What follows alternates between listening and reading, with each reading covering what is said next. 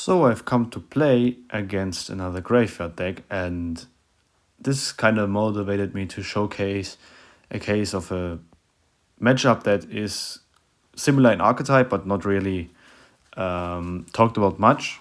And I just wanted to showcase how I would try to win a graveyard mirror matchup, especially a deck that was so similar to mine. I'm talking about this guy here.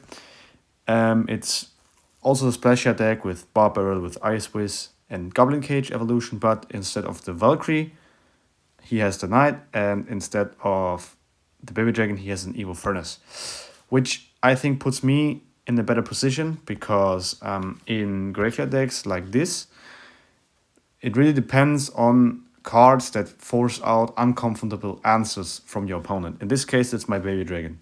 The Baby Dragon is kind of strong in this matchup because my opponent doesn't have really high single target damage troops, for example, Musketeer, Mega Minion, and Phoenix, for example, that are really good against my Baby Dragon.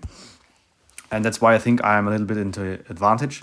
Another point in my favor is that I have the Evo Valkyrie.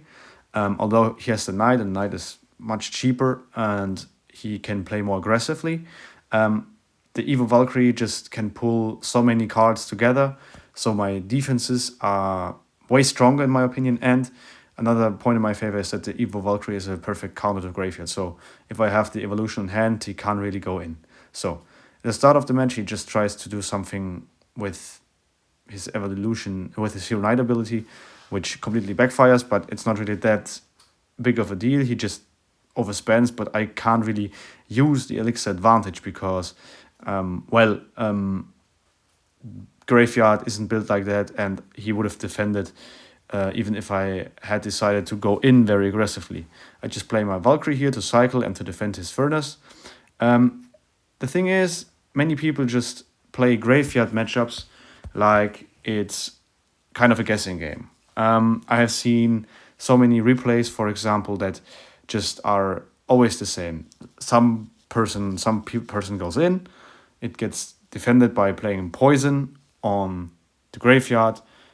The counter push gets defended, and at the end, it just kind of seems random who wins.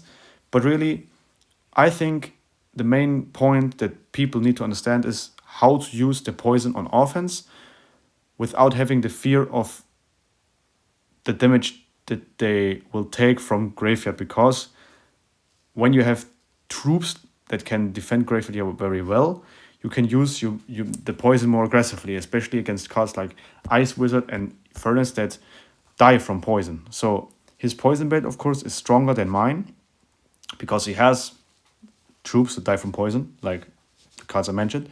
Nonetheless, you have to admit that, well, yeah, he has those kinds of cards, but they are not as sturdy as mine. So I think that this just gets to show how intelligent you have to play to really outplay your opponent here. Here's a perfect example. I play my poison on offense. Why do I do it? First of all, I want the Furnace gone.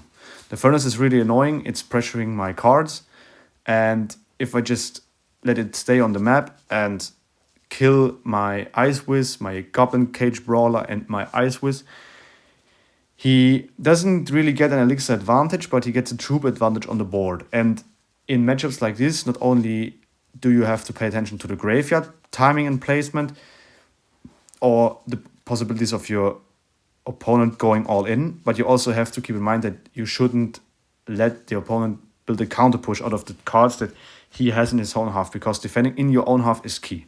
So I play the poison pretty aggressively, and the Fire Spirit jumps on the Ice Wizard, and that's fine. Here I play my Valkyrie just because I didn't have another answer, and I wanted to bait out his Goblin Cage or some elixir, and I wanted to cycle to my evolution because the evolution in double elixir is really important. Same right here. I play my Baby Dragon in the back, and right now, as you can see, he's kind of a bit in a forced situation. Yes, of course, he can play the Knight in front of the Ice Wizard and protect it, but nonetheless, the Baby Dragon will stay on the map for a long time. The next card he has is Evo Furnace. The Evo Furnace is a kind of different story because the Fire Spirits will shred through the Baby Dragon. Nonetheless, he has to play it in a situation where I would not want to play my Evo Furnace, because Evo Furnace is a really potent card and can swing matchups around. But right here, once again, I take the poison value. Why?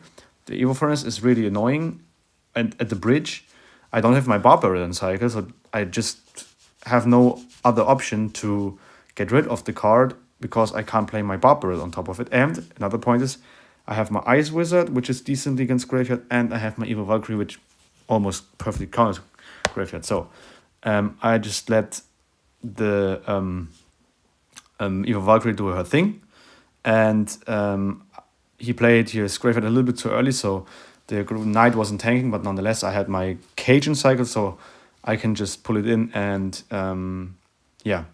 prevent the Knight from tanking for the Graveyard Skeletons. Right here, once again, I just pull in the Tornado into the Tornado of the Evo Valkyrie because I want his troops gone. I don't want any counter push to come along my way. And for only 3 elixir, I just gained so much troop advantage.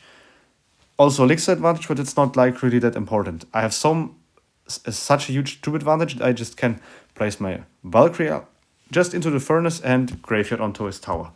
And as you can see, he will defend it without taking some damage, but it's not the end of the world. But, well, at the moment he's a little bit struggling because he doesn't know what to do against my Valkyrie, and at the end he decides to play nothing, and the Valkyrie does basically 3 hits, which is 1,200 damage, which puts me in the driver's seat in this matchup. So I just reset with my Baby Dragon, and in this matchup I just go same lane because I don't have to worry about poison value that much like he has. And in this case, I don't play my poison, but what do? I block the Knight from going into my tower range, and I defend the Graveyard with Ice Wizard and Baby Dragon. And although he could poison, I keep him that occupied that he just can't play it. And right now I take the poison value on top of the furnace and the Ice Wiz, and now I can just relax and sit back. I can just play my Ice Wiz in the back because would be very stupid to just poison it. That's basically no value. And same thing again here. I just play my Cage to prevent him from graveyarding onto my tower and having the Knight tanking for it. And I force out the Evo Furnace because he feels the need to free his Knight out of the cage. But same again, I just poison. Or no, I didn't poison. I Tornado the range cast into my Barbarrel, which is also another very underrated combo. If you can't play a Valkyrie or something like that for just 1 more elixir, just play this combination, and as you can see, everything's dead. And my Evo Valkyrie just cleans up the graveyard, and we are good to go. And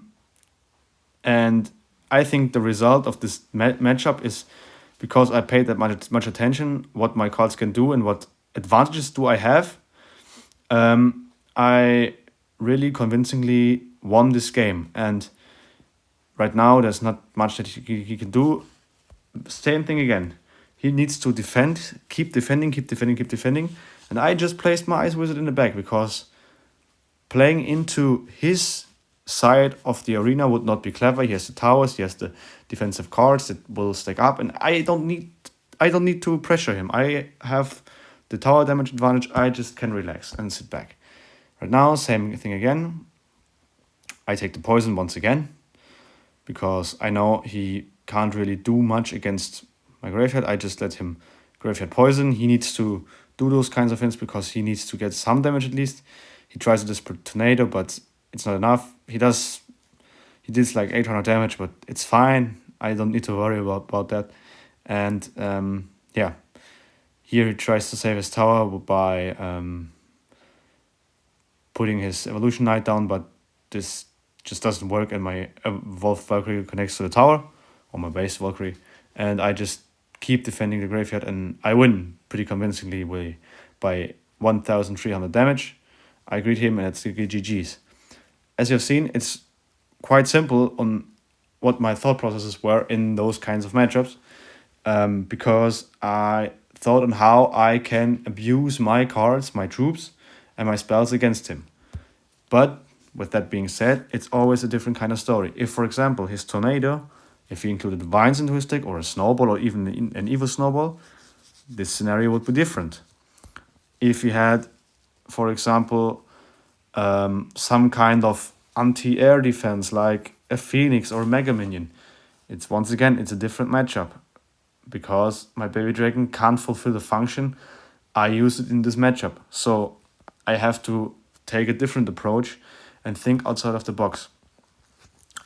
But it's always the simplest rule to watch out for those kinds of cards that can out pressure your opponent and can force out answers that they really don't want to play. As you can see in this matchup, I forced out the Evil Furnace 2 times because my baby dragon would have been stuck around and would have stayed on my side of the arena, allowed me a huge counter push, and a scenario that he wants to avoid as well because he knows that he shouldn't do that.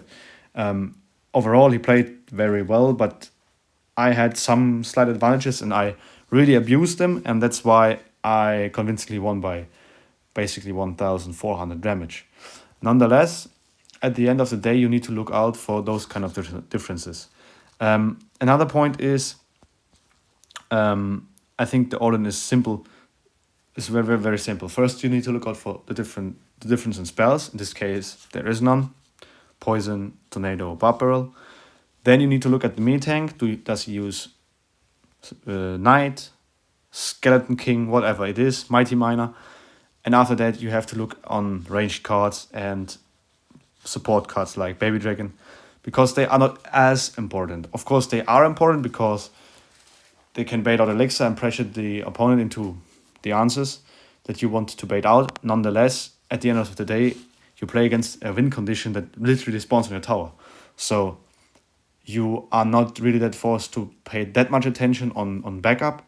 Like, for example, in Golem or Beatdown decks, where the backup is the most important stuff. The Golem doesn't do shit without the right backup and the right support.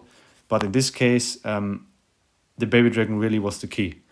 And in the future, I'll keep making videos like this if I encounter another graveyard player where I can really explain in detail what the thought processes and the advantages or the disadvantages I will have in those matchups, so that you guys understand my opinion and my thinking, because some of those things might seem out of the box, but they really aren't once you have some experience with this deck.